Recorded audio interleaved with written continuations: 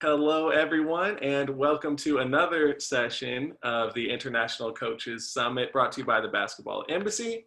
I'm Zach Mason, and today we have another great session for you. Jacques Schneider of Bayer Giants Leverkusen is going to be talking about a really interesting topic, 5 mental tools to unlock youth players' potential.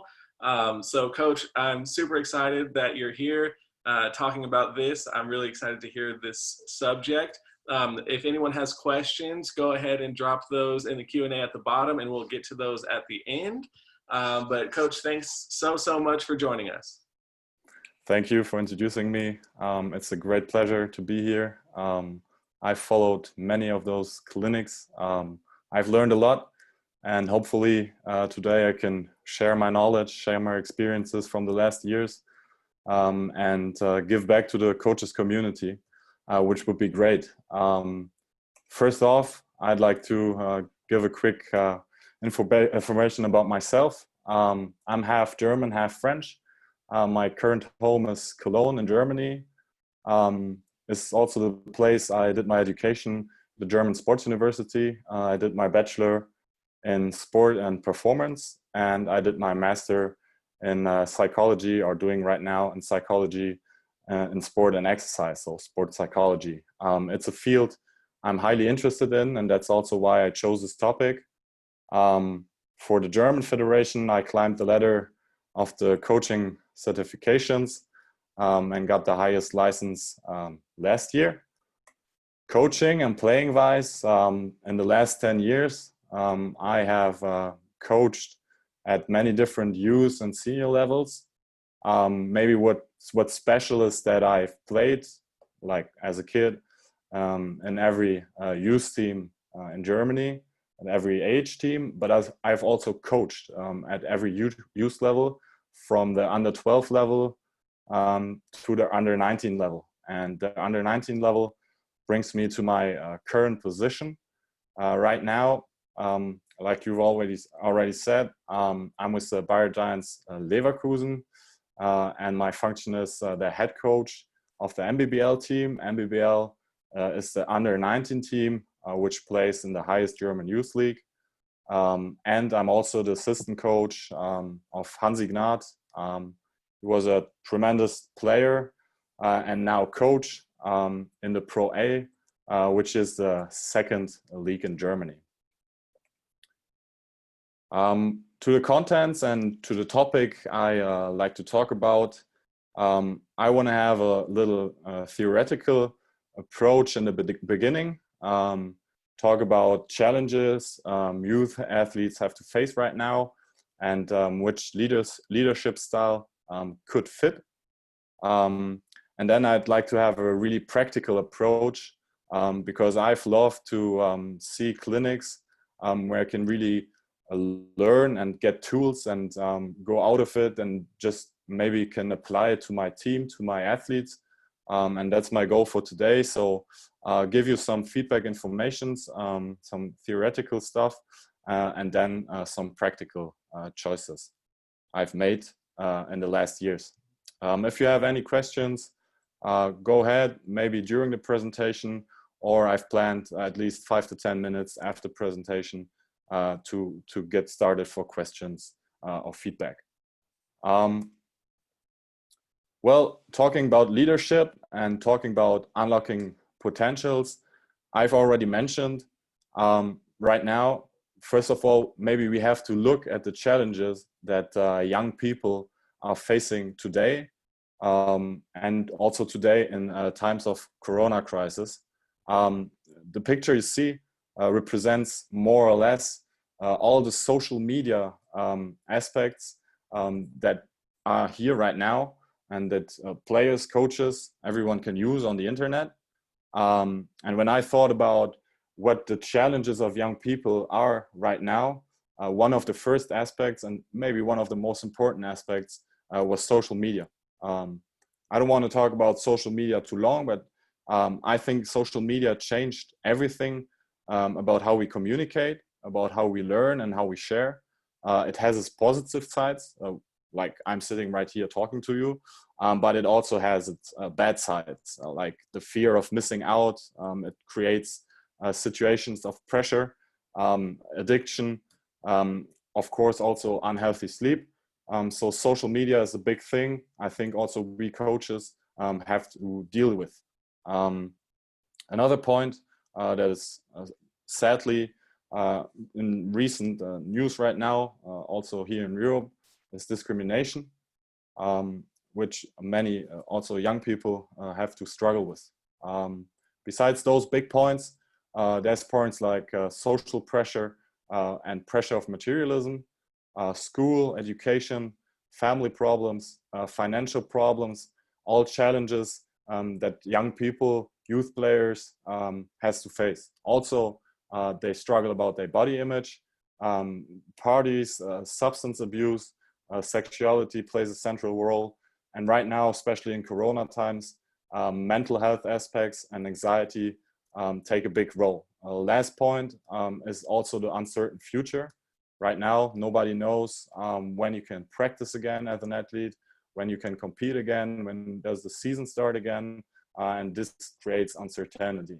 And there's many more for sure, but that was challenges that young people are facing right now, and that we have to probably consider in coaches in our daily work. Despite all these challenges I've talked about right now, the major goal of us coaches is that we want to create conditions in which athletes motivate themselves. Because without motivation, talented athletes will not or will never reach their full potential. And the big question then is, what is the secret to cultivate athletes' intrinsic motivation, so they motivate themselves? And there's two pretty simple questions to this, answers to this. And the first one is, we have to understand what the young athletes need from sport. What are their needs and what do they need from sport? And the second one is we have to meet their individual, so their personal, and also their collective needs, so the needs of a team. These are the two major aspects about intrinsic motivation. I've already talked about the needs, and now let's have a look at the four primary needs of young athletes. Evidence from a variety of sources have suggested that athletes would seek to fulfill from these four primary needs.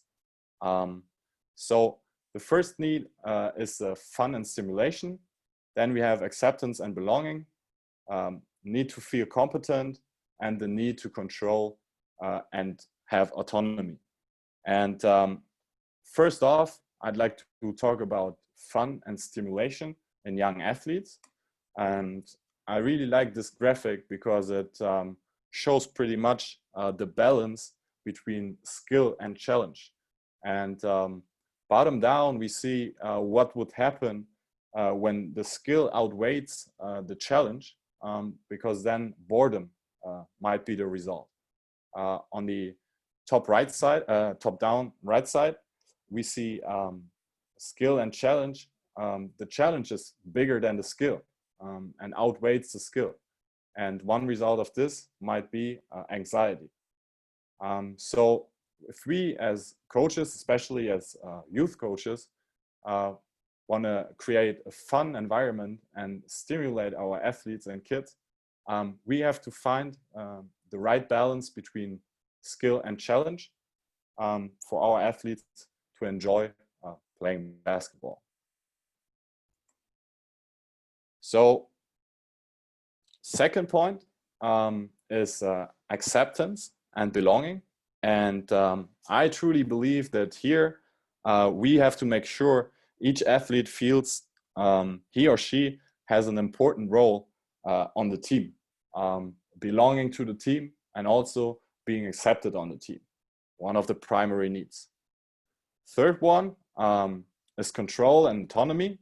And here the challenge for coaches is to create an autonomy supportive environment instead of a controlling environment. So we want to give athletes the chance to make choices, and we also want to support athletes if they give input to the team, or if they give an opinion or help in any way. So control and autonomy are really important need we have to fulfill. And fourth and last one is the need to feel competent. And I really believe that this need is central to motivation. So maybe the most important one of those four. And we can enhance this through giving our athletes success experiences. So the way we plan our practice, the way we plan our competition, we have to find ways that our athlete feels competent. All these needs bring me to the point of coaching philosophy. And I've thought about, we have these needs, and now we need a philosophy and a way of coaching, an art of coaching to fulfill those needs and to create intrinsic motivation in our athletes. I love the quote from Coach John Wooden: a good coach can change a game, a great coach can change a life. This really underlines the importance of our job, especially as youth coaches. And another great coach I admire a lot and I have followed and tried to study a lot. He's not a basketball coach, but he's a really famous soccer coach in Germany. Is Jürgen Klopp from Liverpool FC. The coaching style of Jürgen Klopp could be explained as a transformational coaching. You might have heard of transformational coaching style. There's many different coaching styles and ways, but I truly believe that transformational coaching, and I will present you the major aspects of transformational coaching, is a coaching style in a way that really fits to young athletes, to young persons, and push them to become better individually and as a team. The four major aspects that Jürgen Klopp, who also coached very young teams in his beginning of his career, was, first of all, he always wants to create charisma by acting as a role model and by displaying confidence. And if you look at the way that he coaches in the game, if you Google him and look at the pictures, you will always see a guy with great body language. Either he's in a great mood, like laughing and very positive, or he's angry or hyped, whatever. But he really displays confidence in many different ways, in many different situations, and always tries to act as a role model. And by doing this to many people, players, fans, athletes, he's a very charismatic coach. Next point for him, highly important, and I'll get to this later, is motivation through a clear vision. How you can create such a clear vision more or less a goal. I'll explain you in the tools, but motivating by fulfilling needs and motivating by a clear vision is one of his central aspects. Third one is he wants to create a culture of accountability. And last one, for him, individual consideration of every athlete on his team is highly important. And he tries to be empathetic and he tries to be a very support-giving coach by talking to the players, by meeting the players in private, and so on. Very important aspect that I want to add to this kind of coaching philosophy, and from my experience was key and major aspect, was keep the athlete's freedom by keeping it simple. Especially when we talk about very young kids who start to play basketball. I've already presented the fun and stimulation balance. And this balance is sometimes easier to hold if you keep things simple. If you put too much information, too many things on a young player, on a young athlete, he might not be able to get better, or he will lose fun, and things will get really complicated. So in this kind of transformational coaching, keeping it simple and giving athletes freedom is highly important.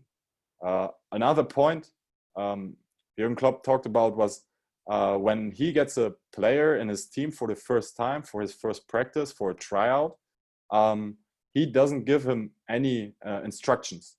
He just puts him in the practice because he wants to give him the freedom, and he wants to see what his strengths and his weaknesses are without priming him, and he wants to see how creative he can be. This one of the very important aspects while working with youth players, from my opinion. And last one is to let people grow next to you.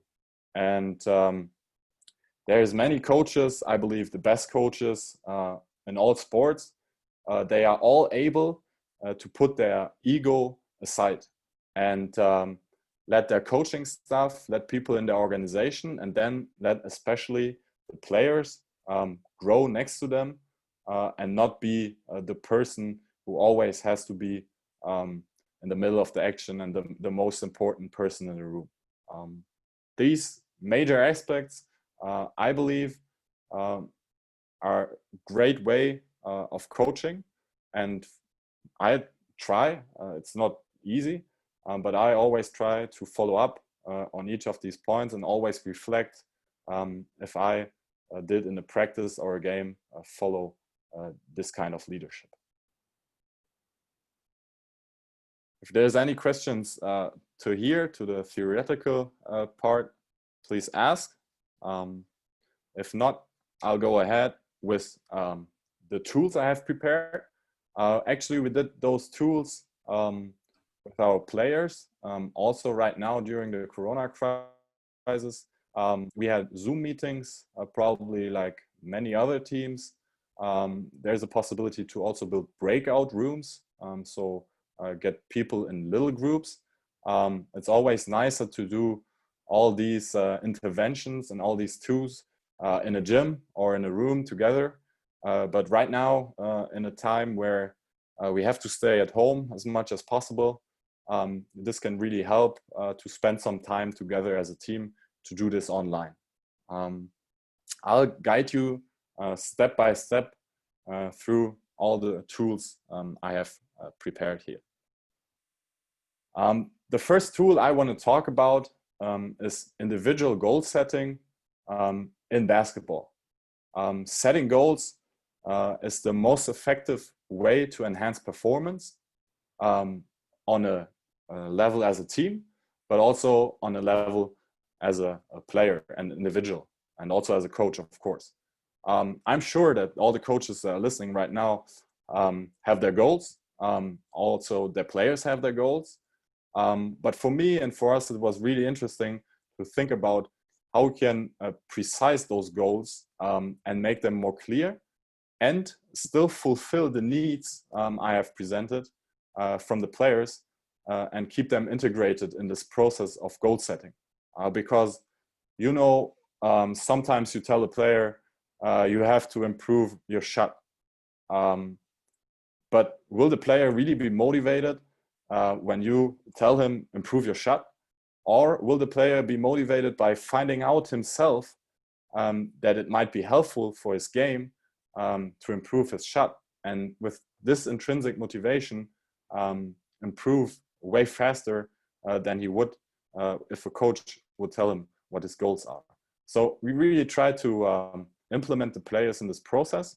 And the first thing we did, and the first step, was we had a brainstorming as a team on the building blocks that make a great player and that make a player development. And if you look at those building blocks, the players found out that a great player has game skills, technique, mental skills, athleticism, and is also a great human being in the gym or off the court. And we took those 5 building blocks and used them to create random groups. Each group had like 3 to 5 players, and each group had to build a mind map fitting to that topic. So each group got one of those 5 topics and had to build a mind map. Now let's look at the result without going too much into detail. It's in German anyways, but you see, like in 15 to 20 minutes, the players were really creative. They used their basketball IQ. They communicated with each other. They had great ideas. And I think they came up with some great results right here. So we took those mind maps, and each group had to present their mind map to the team and to the coaches. And now we wanted to build on these mind maps and get back to the original topic of goal setting. So we as coaches gave some more profound input about player development and also about goal setting. For example, and I'll get to this later, we explained them the SMART goal principles, what kind of goals exist. So they had a base from us, how they could set their goals. And finally, in the last step, they had an assignment to do for a couple days or a week at home, because this takes some time. Their assignment was they had to review all these mind maps, add if something was missing. Then they had to find one aspect in each mind map. So in each building block of a great player, they had to find one aspect they wanted to improve in their game. Then they should take these 5 aspects and create a hierarchy, what's most important right now. And finally, when they have what they want to improve, they should also think about how they will reach those goals by using the SMART goal principles. And if you look at the results right here, we had a player, he said, first off, I want to improve my shooting technique. I want to be earlier in the gym for shooting whenever possible. And before every practice and game, I want to do some form shooting. So he had his goal. And on the other hand, he had also the way he wanted to reach that goal. Same for the other kid. He noted that he wanted to improve his pick and roll offense. So he wrote down he wants to improve the pick and roll offense by watching video, more tape, game tape from himself and also from other players. And from here, learn to make better decisions. So finally, we told them, after writing it down, put that up in your room, and you have a everyday reminder what your goals are and how you will reach them, and you really pick up on the motivation and can evolve as a young player. This is the first tool, maybe the most powerful, I would say, and maybe one of the ones I would recommend everyone to do. Second tool is role models. I love role models, as you might have already seen with Jürgen Klopp. I truly believe that role models help us coaches, help us players to reach new goals. If I see someone reaches a goal I want to reach too, then he can be my role model, and I can study him, I can copy him, I can look how did he do this to reach that goal. I can follow him, and that's why I love this role model thing, and I absolutely wanted to implement this also for the players, because we all know our players, they all have role models, but did they ever really think about how they can use their role model to get better? And here we got started. Before we met, we told them to note which role models they have, also build categories of this role model. And then when we met as a team, every player presented his role model to the team and the categories he has. And from there on, we all had a basic knowledge and had some exchange about role models. And then the coaches gave some profound informations, like I've already said.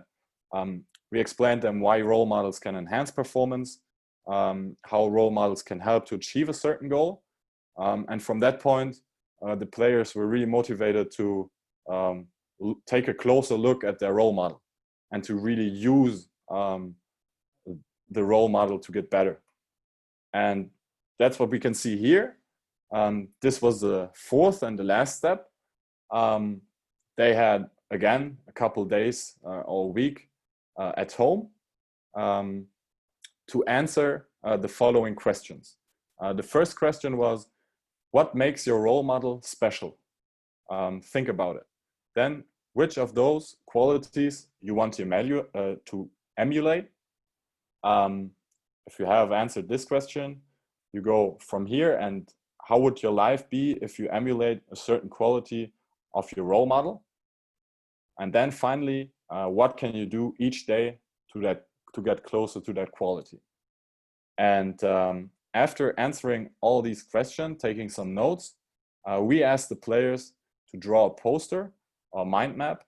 Some players took like real pictures, printed them out, and wrote around the player, and put this up in your room too. And on the left, we see a younger player. He chose Kemba Walker. He had the categories of Kemba Walker basketball-wise and in his life. And on the bottom right, I love this mind map, to be honest. It's great to see such a young athlete cheering so much for his role model and really trying to following him, that he built up such a mind map or poster. He also took the categories of life and basketball, and took a closer look how Kobe acted in basketball and how Kobe acted in his life. And here we see things like meditation, stretching, rolling, also nutrition and yoga. Now this kid really have a deeper understanding of how he can use Kobe Bryant as his biggest role model to get a better player. That's the second tool. If there's already any questions to the first and second tool, I'm ready to answer. Looks like no questions right now, Coach. All right, I go ahead. This gets me to the third tool, which is routines. I'm sure you all know about routines. Probably you all have a routine as coaches. Your players have routines. But I really thought this is a tool we can give the players that is easy and that can be really a little game changer for them at all age levels, because routines are pretty easy to implement and pretty easy to do. It depends on your own how big the routine is, how complicated. But there's easy routines that can already help the youngest kids to improve their performance. So what we did here was, in the first step, we as coaches had a little introduction, what routines are and what their goal is. And then in the second step, we did a brainstorming with our team, and we asked them where and when do routines occur. They said like in their everyday life, in practice, in games. And we collected all this. And then we built random groups with 3 to 5 players. And we gave them the task, if they already had a routine, they should explain it and present it to their teammates. And then, and I think this is a really important step, they had to identify the pros and the cons of routines. So really think about what's great about having a routine and what's bad. And if you do this with your players, probably the same will happen like it happened to us. They had way more pros.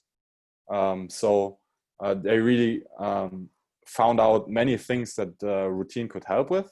And after that, they were highly motivated to implement a new routine or change their routine and have a deeper understanding of routines. And there are also some negative aspects of routines, without question. For example, like a routine is a routine. If at some point you're too much in your routine and you don't break out, this could also be really bad. So we collected all these pros and cons with all the groups, and then we tried to diminish and to clarify the negative aspects of these routines, and really focus on the positive aspects we want to use when we create a routine for our own. And this brings me to the last step. The players had their assignment again. They had to, first of all, make a list of the area they want to enhance their performance. For example, on game day, want to enhance their performance on game day, or want to enhance their performance on a regular practice day. Then they had to decide in what order they want to put all those components of their list. So for example, on a game day, they have breakfast, they have stretching, and all those things. And now they had to decide in which order they want to put it. And when they had their order, they had to specify those routines, think about where they want to do it, when they want to do it, and how much time it's going to take them. And then we asked them again to write it down, put it up in your room or somewhere where you will do the routine. Maybe also in your practice bag, if you want to do the routine before practice or before a game. And last step, of course, is then we try to motivate them and to ask them to use those routines in their daily life during practice or during games. And also here, the athletes are still pretty young. They came up with some great ideas and went step by step. And from the feedback we had, most of the players chose to have a morning routine. But from the feedback we had was, especially now during Corona times, where our kids in Germany or everywhere else too are not going to school, and it's a little difficult for them to get up in the morning. After having such a routine, a morning routine, a lot of them told us that they had a way easier morning, easier to get out of bed and to get started into the day. Hopefully sometime we can get back to the gym and to the game too, and then we will adapt our routines and maybe be more specific on practice routines or in-game routines. But routines are still, for me, I believe, a very powerful tool you can use to enhance performance and also to unlock the potential of your players. Now, the last two tools are about team. These are interventions that should support your collective success. And the one is goal setting as a team, and the other one is role clarification. First off, a collective goal setting. We've talked about individual goal setting. Now I want to present you how we did our collective goal setting.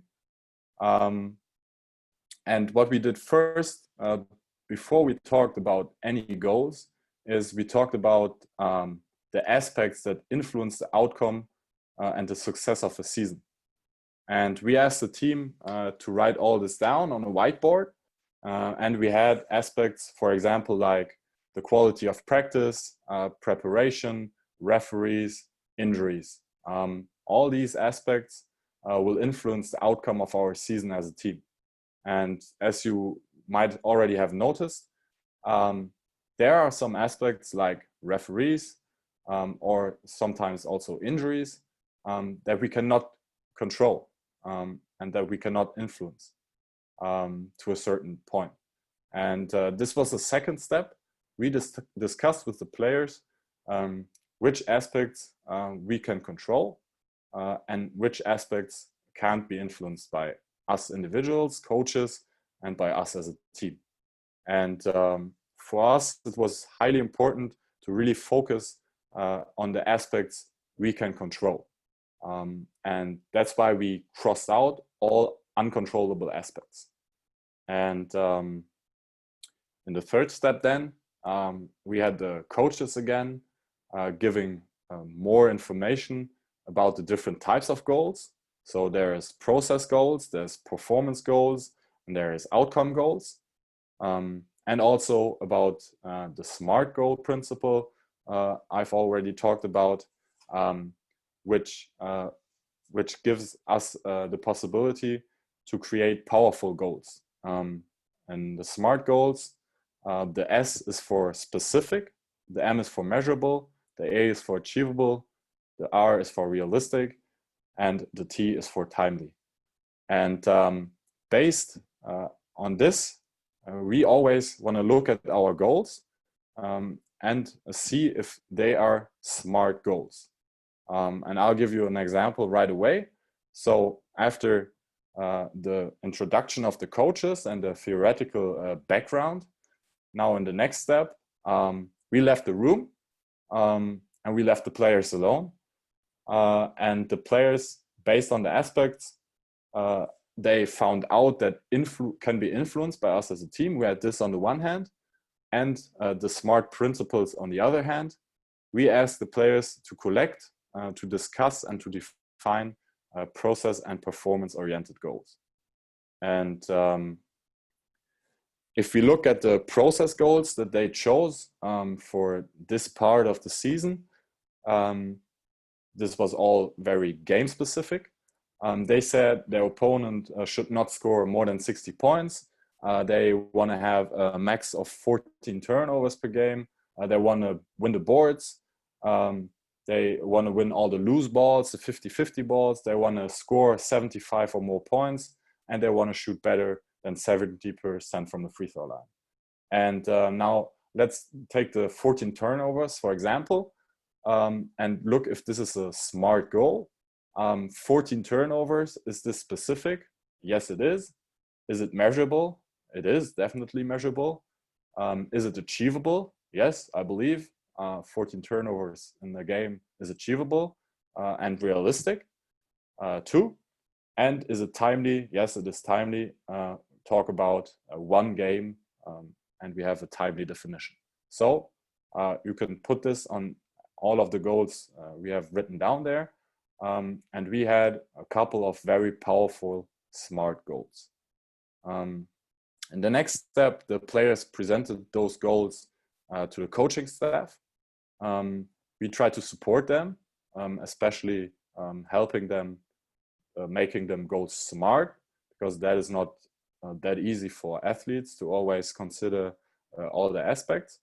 And finally, the athletes thought about what these process goals would mean in a short and a long term to their results. I put here objectives because we have some short-term and long-term objectives that would fulfill the process and the performance goal. So what we see in green here says that they would win every home game. They would be in the top 3 till Christmas. They want to beat every team at least once. And the last one is the one I like the most. They want to get better as one team. And all these aspects will result from their process goals. And we really try to focus them during the season to look at the process goals and not on the short-term and long-term objective outcome goals. So we took the green poster away, we kept it, and we put the red poster up in the locker room because this is what we want to look at every day. And of course, this is very game-based. It's also nice to do this for practice and set your practice goals. And by doing this intervention, you have finally developed a very clear vision. And that's what I talked about in the beginning when I mentioned Jürgen Klopp and his goals. You have a clear vision, and you have focus and concentration on a common task. And this is very powerful, and this helped us to be successful in our work with our kids.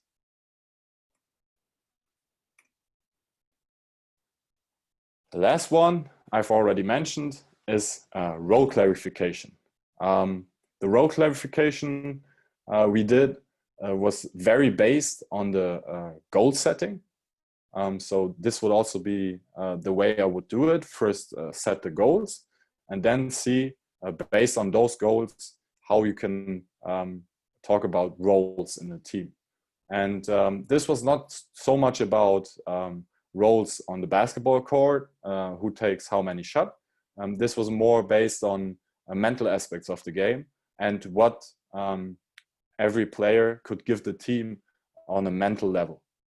So first, we showed the players an inspirational video. In that year, we used from the Golden State Warriors. There's a great video from Bleacher Report where they talk about how they created this team and what roles the players took. So the players get a feeling on the importance of roles. And in the second step, we built groups with 3 to 4 players who received cards. And they were supposed to write down qualities that will make the team reach the goals they have defined before. So you see already here on the right what was the outcome then, but I'll get to this later. In the third step, we took those cards you see here, placed them on the board, and let the players explain why they choose them, first of all. And then in the fourth step, we had a rating. And to make this rating, we put up 10 cones in one line. The furthest away would mean that it's very important, and the closest one would be a low importance.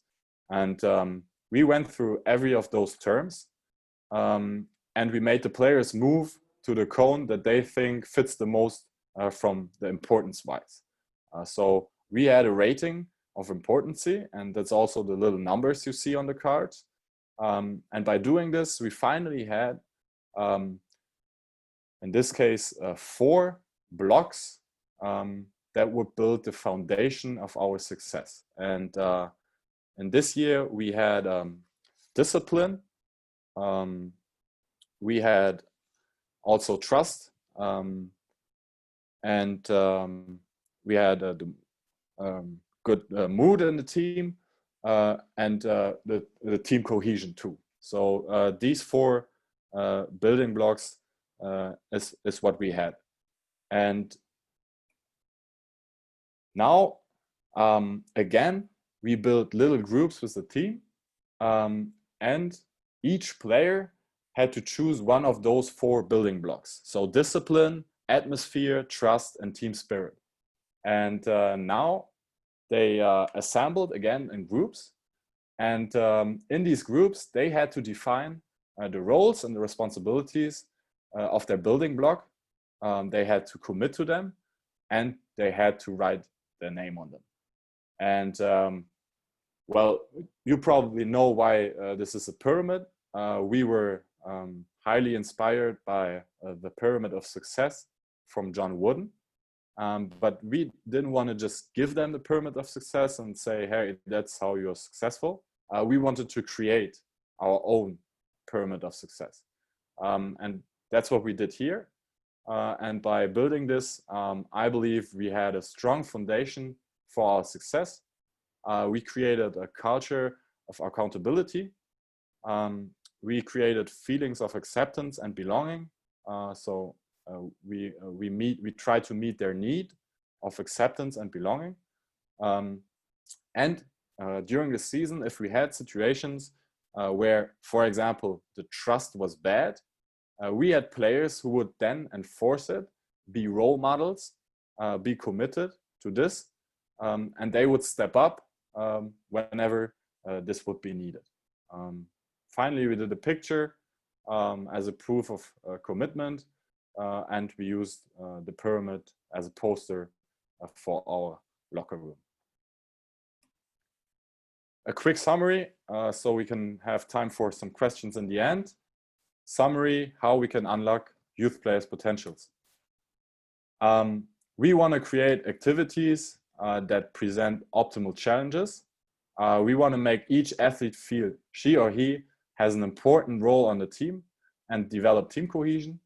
We want to create autonomy, supportive environment, rather than a controlling environment. We want to increase in this autonomous supportive environment athletes' ownership, provide them choices, promote their input, and finally, we want to enhance the feeling of competence through success experiences. By doing all of this, we create a mastery-oriented climate, which means the players are more focused on effort, on their personal development, on improvement, and on task mastery than on outcome goals. And we do this by directing athletes to make commitments to their personal roles, goals, and routines, by inspiring athletes to emulate their idols, by using collective goal setting, and by clarifying goals. And I'm sure there's many more. I'm looking forward to maybe get feedback from you, what you think, what you do to create such a climate. And I'm looking forward to study in this field more and find out some further tools and things I can use. Coach, do you have the time for a final thought? Yes, go for it, Coach. I like to finish this with a quote from Nelson Mandela because of the current situation. I just want to use this here to maybe speak up. He said, "Sport has the power to change the world. It has the power to unite in a way that little else does. It speaks to youth in a language they understand. Sport can create hope where no one was only despair. It is more powerful than governments in breaking down racial barriers. It loves in the face of all types of discrimination." I hope this inspired you. It's very powerful and it's inspired me a lot. I wish you coaches all the best. I'm very thankful if you tuned in and listened, and looking forward to hear from you and get in touch with you. Thank you so much, Coach, and that's just great stuff, top to bottom. So we do have a few questions coming in. The first one says, how do you educate your players about the benefits and dangers of social media? Difficult topic, I would say. Clearly, the benefits, I would say, by leading by example, being a role model, because we use a lot of social media. We connect via Zoom in our meetings. We send things through our team chats and all of this. We coaches, if we act on social media, we try to be very professional and very positive. So I think we really try to lead by example. But I'm not on Instagram and not on Facebook. And if a player posts bad things, I wouldn't know it. I think it's implemented in the culture we try to put on our players. Yeah, but it's not an easy topic, that's right. Try to lead by example. Absolutely. Another question says, regarding the SMART goals, how many of those goals are determined by the coaches versus determined by the kids? I would say 100%, not 100%, but at least 90% determined by the kids. I truly believe that also very young kids, they have desires and they have goals, and they should be the ones to decide if they want to challenge a goal or not. Of course, a kid who's 12 years old might not already have the understanding that it would be nice to keep an opponent under 60 points per game. That's a higher level. But adapted to the age group, I believe you can support them. This is a supporting coaching style and help them sometimes. But I believe the players, they know the game and they know their goals. So I leave them free to set their own goals. But I also have to commit to the goals, of course. If they set a goal I cannot commit to because I don't think it's realistic. Maybe in a year where we want to make it to the playoffs and they want to win the championship right away, I would slow them down a bit. But yeah, it's more helping them.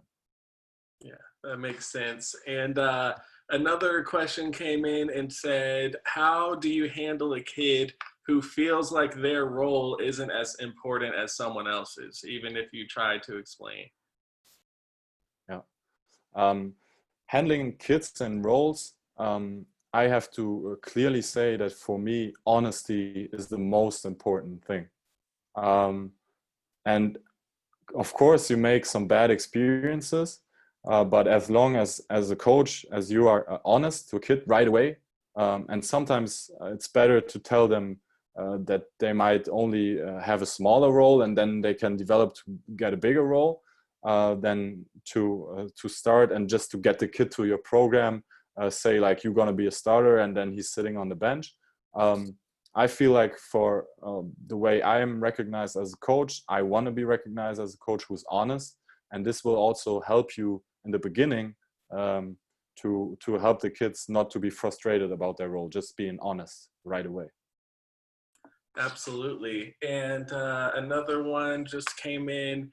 Are the idols selected or determined by the player's playing style, or is it just like setting an example for them? Yeah, this could be fun too, but we left that very open. We had also some players who told us that their role models are not basketball players, which is really inspiring too, because they thought that they are high performers at another level, but they like the way that they perform, and so we left that free. But this could be interesting to also ask a player like, who's your comparison, and how can you get to that comparison? And I think that's all we have. We've got your contact information there. If anyone has any further questions, they can email Coach or hit him up on Twitter. But Coach, I just wanted to say thanks again so much for taking the time to join us today. It was a great stuff. Thank you guys for making all this up. It's amazing to learn, and thank you guys. All right, take care, Coach. Stay safe out there. You too. Bye-bye.